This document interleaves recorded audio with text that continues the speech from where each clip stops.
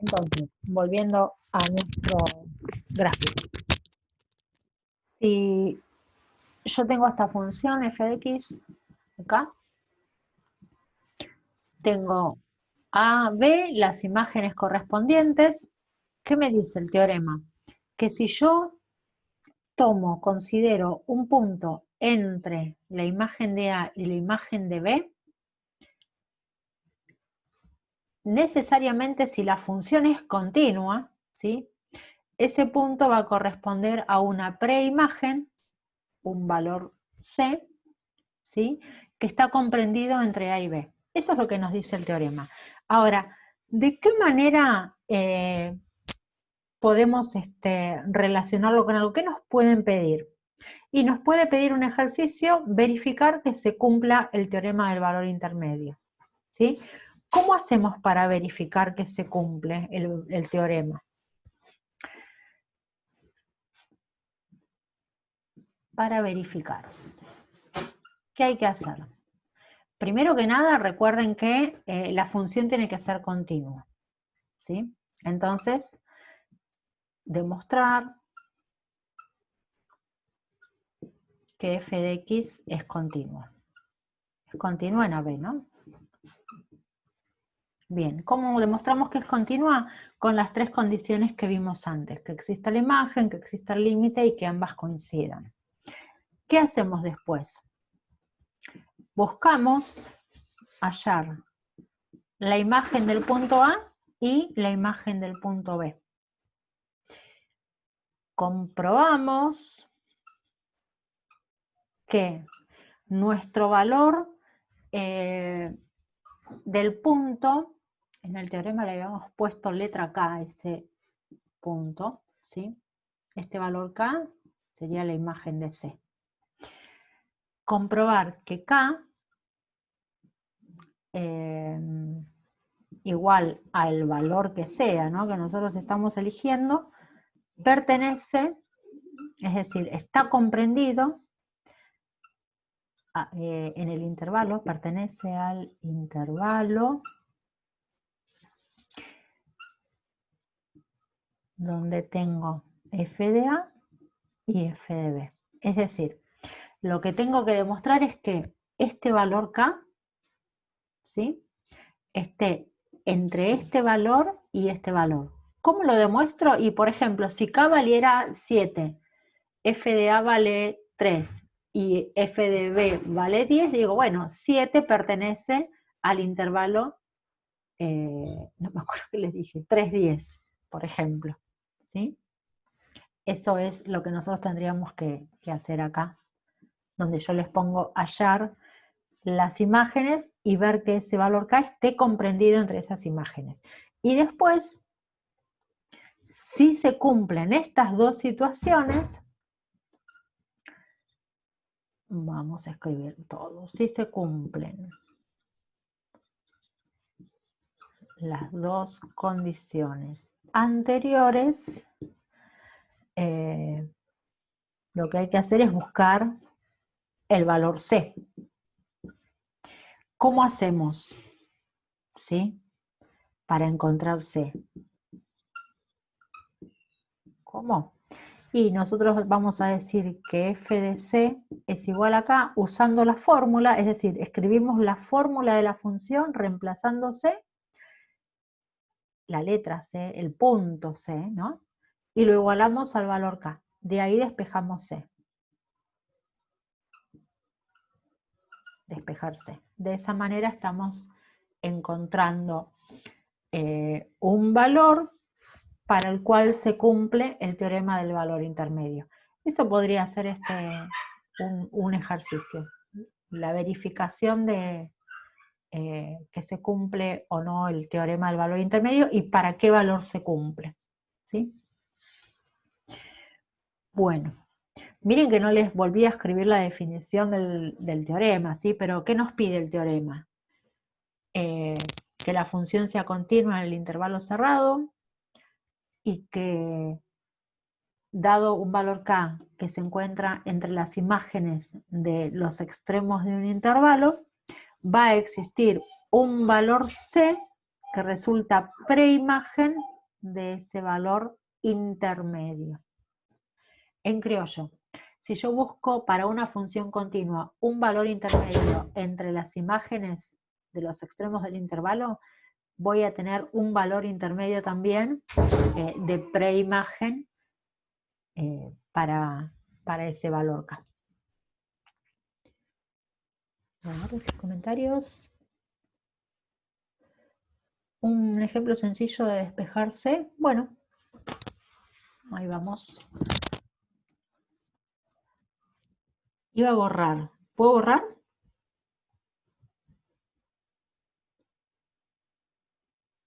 Bien. Yo, ¿vieron?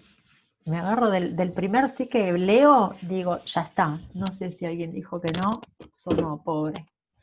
Bueno, supongamos que tenemos f de x igual a 2x más 3 y la estamos evaluando entre 1 y 5. Vamos a graficar rapidito, 1, 2, 3 y me corro 1, subo 2, así que voy a hacer algunos puntos. 1, 2, 3, 4, 5. Acá tengo 1 y para 2 tengo 2 por 3, 6, 9. Me va a quedar, voy a ponerles un medio, así me da posibilidad de dibujarlo más fácil. Para 2 voy a tener 4 por acá.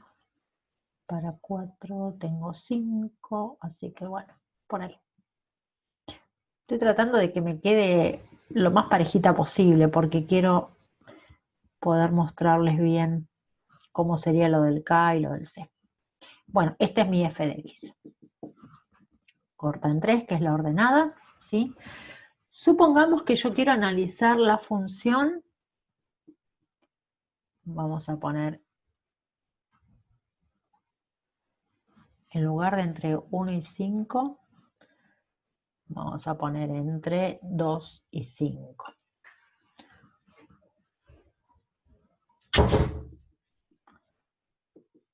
Este sería mi A, este sería mi B. Acá tengo F de 2, que sería F de A, y F de 5 lo tendríamos en realidad por acá, porque para 5 tengo 2,5 más 3, 5,5, 3, 4, 5, 6, 1, 2, 3, 4, 5, 6, sí. 2,5 y 3, 5,5. Me quedo torcida.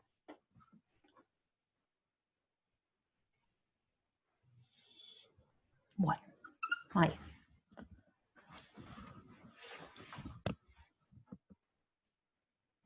¿Estamos bien? Sí. Bueno, y acá dijimos que teníamos f de 5. Supongamos que yo tomo que K vale 5.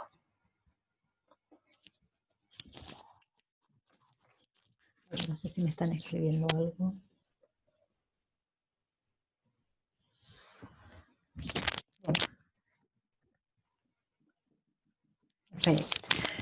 Si yo tengo que K vale 5, ¿sí? ¿Qué tengo que hacer? Demostrar que es continua en AB. Bueno, en este caso es súper fácil. Ni siquiera me hace falta buscar un punto en el cual evaluar la discontinuidad. ¿Qué puedo hacer?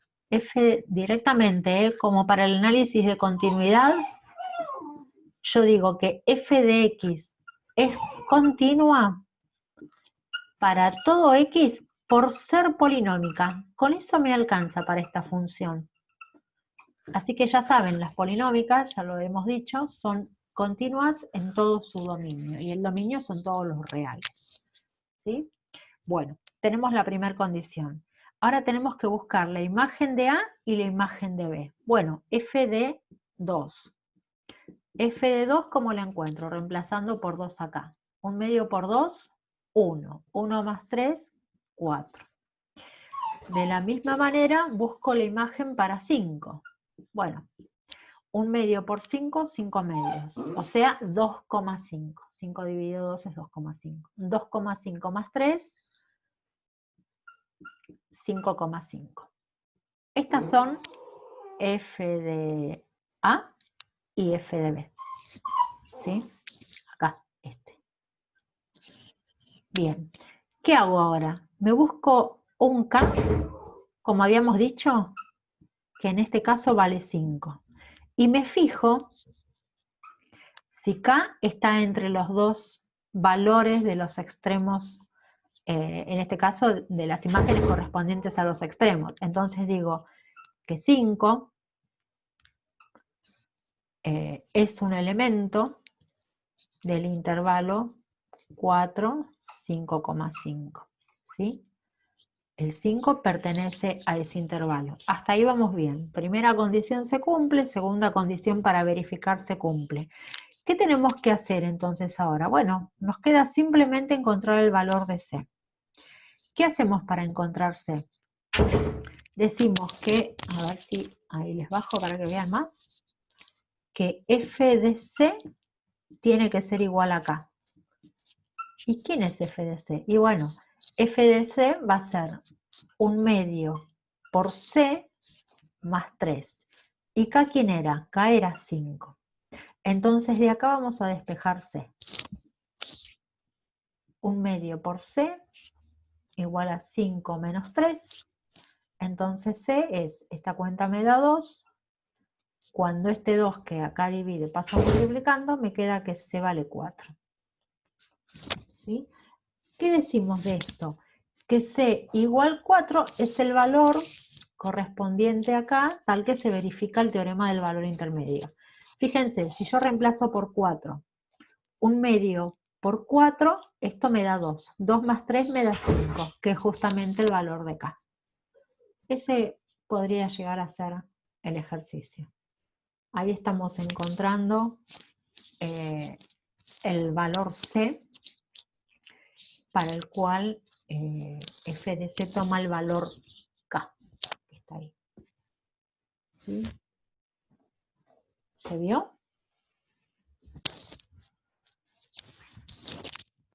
Perfecto. Voy a un segundito.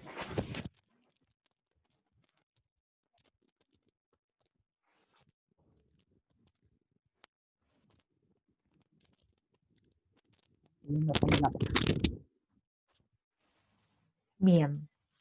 Vamos con... bueno, el otro teorema que vimos fue, este es el del valor intermedio, el de Bolzano.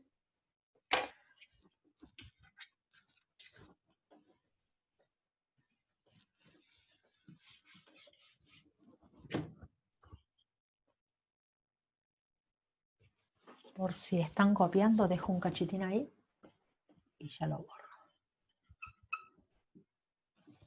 Bueno, ¿qué vimos para el teorema de Bolzano? Que si tengo una función, entonces una f de x, ¿sí? Donde tengo la imagen de un punto A y la imagen de un punto B,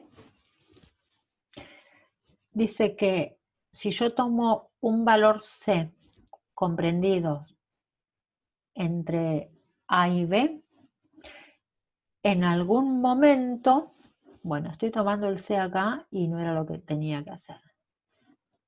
Si yo tomo un valor C, habiendo visto que la imagen de A tiene un signo, en este caso es negativo, la imagen de B está acá, tiene en este caso signo positivo, en algún punto esta función cortó el eje X y tiene una imagen que vale 0. Ese es el C que tenía que marcar yo, ¿sí? En realidad no habla en el sentido literal que yo lo hice. Yo se los estoy diciendo de alguna manera medio traducida. ¿Qué nos dice el teorema de Bolzano? Primero que estamos frente a la situación de una función continua, que f de x es continua, ¿sí? En este caso, el intervalo AB. Si se llega a dar que el producto de las imágenes de f de A y f de B me da negativa, ¿sí? Negativo el producto, entonces necesariamente va a existir un valor C, ¿sí?, del intervalo abierto AB, de tal manera que ese valor C es una raíz, que tiene una imagen que vale 0. Esto es lo que yo les decía, que en algún momento la función está cortando el eje X. Ese punto en el cual corta el eje X es el que tiene imagen 0, ¿sí? Esto es lo que nos dice, que más allá de que sea algo bastante obvio, esto también de alguna forma nos ayuda cuando graficamos, ¿no? Sabemos que si tenemos imágenes de distintos signos, en algún momento vamos a tener que atravesar el eje X. Bien. También, ¿qué nos puede llegar a preguntar el ejercicio? Bueno, si se verifica o no se verifica el teorema, ¿qué tendríamos que hacer? Ver en qué intervalo estamos trabajando la función, ver que sea una función continua, y lo que se hace es, en lugar de igualar a un valor k, igualamos a 0, ¿sí? Porque eso es lo que nos está pidiendo. El valor intermedio acá tendría como preimagen el valor de x, para el cual el valor nos da 0, ¿sí? Al reemplazar por la función en ese c, tenemos como imagen 0. Bueno, es como un caso particular, lo podríamos tomar del otro teorema. Después de esto pasamos a derivadas. Ups.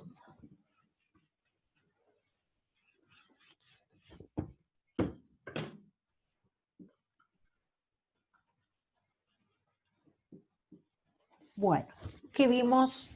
Ahí me quedé cortita con el pizarrón. ¿Qué vimos de derivada? La definición. Si yo tengo una función f de x y un punto x0 del dominio de esa función, f' en ese punto x0 es el límite cuando h tiende a 0 de f de x0 más h menos f de x0 sobre h. Si yo quiero hallar la derivada de la función en general, en lugar de poner el x0 acá, yo acá pondría x, x y x, ¿sí? Y bueno, ahí estaríamos con la definición de derivada en general. Acá estamos hablando en el punto x igual a x0. Algo importante, ¿qué me da la derivada geométricamente hablando? ¿Cómo lo interpretamos geométricamente? ¿No? A ver, sí, ahí está bien el tilde. Bueno, este límite nos da la pendiente de la recta tangente en este caso el punto x0, ¿sí? Si yo calculo la función derivada, me va a dar la fórmula con la cual puedo determinar la pendiente en cualquier punto. Depende por qué punto vaya reemplazando a la x, me va a ir dando las distintas pendientes de las distintas tangentes. Por ejemplo, si yo tengo una curva así, yo tengo una tangente en ese punto, pero también tengo una tangente en este punto, y tengo tangente, bueno, ahí le hice secante, porque corta acá y acá. Vamos a hacer la tangente, ahí. Tangente en ese punto, tangente en este, tendría que hacerla mejor, ¿sí? ¿Qué pasa? La función que me da las distintas pendientes tal vez sea la misma, pero al ir evaluando en cada uno de los valores de x, el valor de m para cada uno de estos x va a ser diferente. Entonces me va a dar las pendientes de las distintas tangentes que yo pueda llegar a querer calcular. ¿Sí? Bueno, esto en cuanto a la interpretación geométrica. ¿Qué vimos? A partir de esto, bueno, el cálculo de las derivadas. Cálculo. Para el cálculo vimos que hay algunas, derivadas directas, ya digo cualquier cosa. Vimos directas, también a partir de la tabla, ¿sí? ¿Qué más vimos? La derivada de la función compuesta, regla de la cadena, ¿se acuerdan?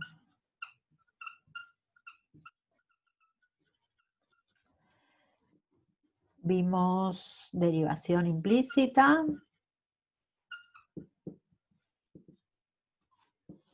Vimos derivación logarítmica. Bueno, con eso creo que podemos pasar a la parte de análisis de funciones. A partir de todo esto, vamos a lo que es aplicaciones de las derivadas. Vimos algunas para el análisis de funciones.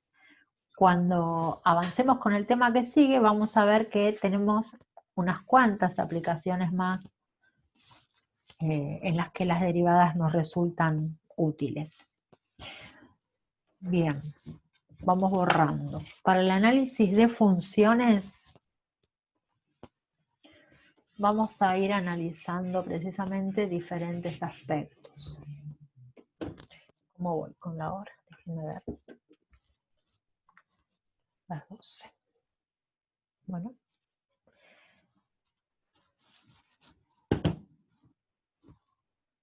Análisis de funciones.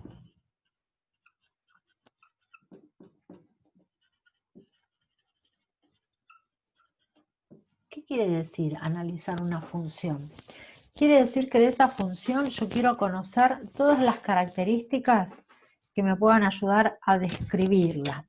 Empezando por el dominio, dónde se corta con los ejes, si tiene valores máximos o mínimos, cómo es la concavidad, si se trata de una función par, impar o ninguna de las dos, si tiene puntos de inflexión, tangentes, asíntotas, bueno, todos estos chiches son los que vamos a considerar para analizar una función. A ver, vamos con el dominio.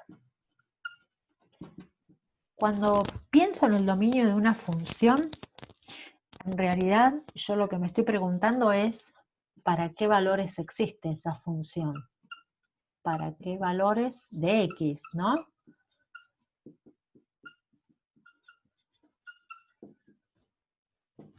Bueno, ¿y qué cosas tengo que tener en cuenta para poder responderme a eso? Bueno, si se trata de una función polinómica, siempre el dominio van a ser todos los reales. ¿Puede que en algún caso me resulte diferente? No, excepto que tenga alguna restricción particular, porque por ahí esté definida por ramas. Eso ya deja de ser una polinómica, porque es una función definida por ramas. Pero si se trata de una función polinómica pura, el dominio, sin lugar a dudas, siempre son todos los reales. ¿Qué más puede pasar? Que se trate de una función racional, ¿sí? Entonces, para pensar en el dominio, ¿qué tengo que tener en cuenta? Es ver, bueno, para qué valores se anula el denominador. ¿Sí? Y esos valores los tengo que excluir del dominio. ¿Qué más? Puede ser que se trate de una función raíz, ¿sí? Si se trata de una función raíz, puede que la función tenga índice par, y si tiene índice par, ¿qué tengo que ver? Que el radicando, lo que está dentro de la raíz, sea mayor o igual que 0. ¿Sí? Ahora, si el índice es impar, bueno, ahí el dominio van a ser todos los reales. ¿Qué más puede pasar? Que se trate de una función logarítmica. Bueno, ¿y acá qué voy a pedir? Que el argumento, es decir, aquello a lo que les calculo el logaritmo, sea mayor que 0. Ya acá no mayor o igual, sino mayor que 0. ¿Está bien? ¿Qué más? Puede que la función resulte, por ejemplo, combinación de estas dos cosas. Bueno, entonces tenemos que ver qué característica y qué condicionamiento le va a imponer cada una de esas expresiones. ¿Está bien? Estas son en general las situaciones que se nos pueden dar. ¿Qué pasa si se trata de una función exponencial, donde la variable está en el exponente? Bueno, acá el dominio son todos los reales. Ahí no tenemos restricción. ¿Está bien? ¿Vamos bien? A ver, ¿qué más vimos? Profe, Sí, decime. acá vamos bien, pero disculpe que retroceda un poco, me acabo de fijar que del Sí, TP2 hay sí, un punto que es el punto 8, que es el de las tarifas de teléfono, sí. el que era funciones discontinuas. No Funciones, entendí la... sí, discontinuos por ramas seguramente. No, no me acuerdo exactamente el enunciado, pero cuando me hablas de tarifas y de teléfonos Sí, suele pasar eso, sí. y el tema es que ese no lo hice porque no entendí cuál era la consigna. Ah, La consigna dice a ver. expresar el número de pulsos en función de la distancia, y hay un cuadro con los pulsos y la distancia. Bueno, bueno, ahora lo vemos. ¿Cuántos? Me fijé la hora y bueno, vamos bien, vamos bien. De esta reunión todavía nos queda y nos queda la otra. Avanzo y a ver, ahora tengo que ver asíntotas. Bueno, no, vamos a cortar acá, hacemos eso y sigo, ¿sí? Sí, no, no, no para hacerlo, sino para saber la consigna de la función, porque no... ¿Cómo pensarlo? Bueno, mira, aunque no lo haga, por lo menos te hago una aclaración rapidita, ¿sí? Gracias. Borro igual esto. Supónganse que tengo valores del tiempo de la llamada y el importe, ¿sí? De 0 a 2 minutos, supongamos que esto está en minutos. Y esto, bueno, esto está en pesos, sería la tarifa. Esta es la unidad, tarifa. De 0 a 2 minutos pagamos, no sé, fijo 20 pesos. De 2 a 4 minutos podemos pagar, no sé, 5 pesos por minuto. De 4 en adelante, supónganse que pagamos 1 peso por minuto. Entonces, cuando te pide que escribas la fórmula, vamos a decir, bueno, la tarifa, T de tarifa, de acuerdo al tiempo, la expresamos así. 20 pesos si el tiempo está entre 0 y, por ejemplo, 2 minutos. Acá en realidad lo que estoy haciendo es considerar que el 2 sería así, ¿no? Por ejemplo, si el tiempo está entre nada y 2 minutos, vamos a pagar fijo 20 pesos. Vamos a pagar por lo que pasemos de esos 2 minutos 5 pesos más por minuto excedente. ¿Qué quiere decir? Que si habláramos exactamente 2 minutos, por ahí ya nos está contando esos 20 más estos 5. Pero esos 5 van a ir multiplicados por lo que me pase de los 2 minutos. Entonces, al valor del tiempo le tengo que restar los 2 minutos que ya pagué a 20. Esto es para cuando t esté entre 2 y 4. Y de la misma manera vas armando la fórmula para los distintos intervalos que te vaya dando la tabla. No tengo exactamente presente cuál era el caso del ejemplo, pero bueno, lo que se hace es armarlo así, como por ramas, ¿sí? Es decir, pago fijo por hablar entre nada y 2 minutos, bueno, 20 pesos. ¿Qué pasa si hablo, por ejemplo, más de 2 minutos? Bueno, tengo ese valor fijo más lo que me cueste el minuto excedente, ¿sí? Si ponerle a hablar a 3 minutos, bueno, 3 menos 2 es 1, me van a contar como 1 minuto excedente, porque los otros minutos anteriores ya me los contaron acá el precio fijo. Entonces tengo que armar la fórmula. Por cada minuto excedente me dice que pago 5 pesos más, ¿sí?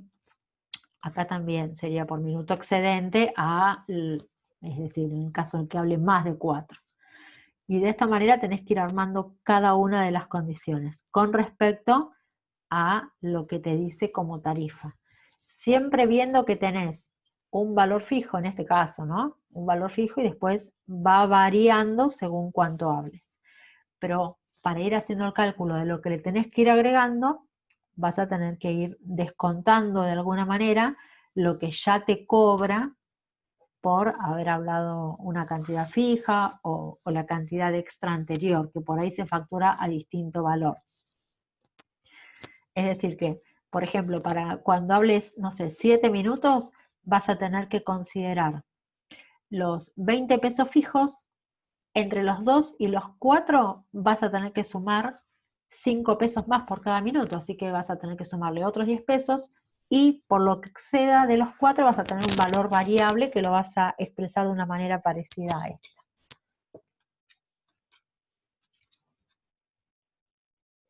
Listo, profe, gracias. No, por nada, ahí seguimos.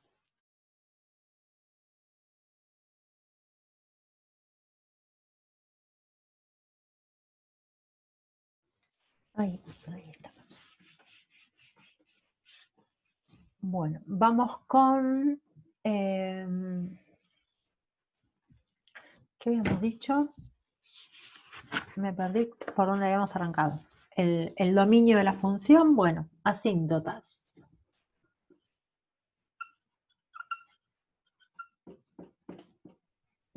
Bueno, una función puede, no quiere decir que las tenga, algunas no tienen ninguna, puede que tenga 3 tipos de asíntotas.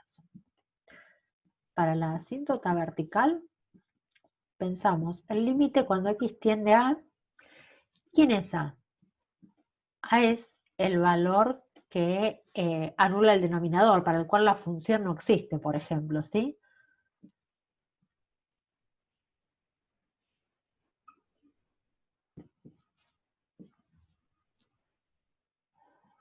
Por ejemplo, valor que anula el denominador. El límite cuando x tiende a de f de x, si nos da más o menos infinito, entonces, ¿qué decimos? Que en el punto x igual a a hay asíntota vertical. ¿Por qué recuadré esto? Porque esto es la ecuación de la asíntota.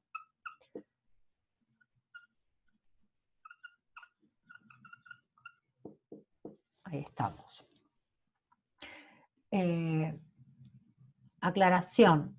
Si el dominio de f de x son todos los reales, no hay asíntota vertical, ¿sí? Y simplemente ponen esto. Si ustedes primero calcularon el dominio, dicen f de x no tiene asíntota vertical por ser el dominio de f de x todos los reales, ¿sí? Con eso es suficiente. Por ejemplo, en el caso de las polinómicas, una polinómica no tiene asíntotas. Bien. La otra asíntota es la horizontal. ¿Qué hacemos? Calculamos límite también, pero en este caso tendiendo a más y menos infinito. Si ese límite nos da un número A, decimos que en i igual a ese valor tenemos la asíntota horizontal. Y acá también, esta sería la ecuación de la asíntota. Y la otra asíntota que nos podemos encontrar es la oblicua. En este caso, la asíntota tiene como ecuación la ecuación de una recta. Esta sería la ecuación de la asíntota oblicua. ¿Cómo hacemos para calcular esto? Bueno, para el m usamos esta fórmula. El límite cuando x tiende a más y menos infinito de f de x dividido x. Esto también lo podemos escribir como 1 sobre x por f de x. A veces resulta más fácil pensarlo así a efectos de calcular el límite, ¿sí? Es exactamente lo mismo. Lo que les digo es una manera diferente de escribirlo para el cálculo. ¿Qué podría pasar? Que yo pensara que tiene asíntota oblicua y en realidad cuando hago la cuenta me da 0. Eso, si me da 0, me dice que no hay asíntota oblicua, ¿eh? Bueno, de esta manera calculamos m, pero también tenemos que calcular b. Para b hacemos el límite cuando x tiende a más y menos infinito, pero acá tenemos que hacer f de x menos el valor que encontramos acá, en este caso sm por x. Y calculamos el límite de toda esta expresión. Bien. Me quedé pensando si me faltaba decirles algo de esto. Tengo el m y tengo el b. Bueno, con eso calculamos las tres asíntotas posibles. ¿En qué caso nos vamos a encontrar con asíntota oblicua? Cuando se trata de una función racional y el grado del numerador es una unidad mayor que el grado del denominador, ¿sí? En ese caso vamos a tener asíntotas oblicuas. ¿Me querían preguntar algo? Profe, esto de que el caso del numerador sea, el grado del numerador sea 1 mayor es porque si no, no se podría hacer la ecuación de la pendiente, ¿no? En realidad, lo que te pasa es que cuando después haces el cálculo, te da infinito o te Claro. da 0, según viste, las distintas fórmulas que puedas llegar a considerar. Es eso.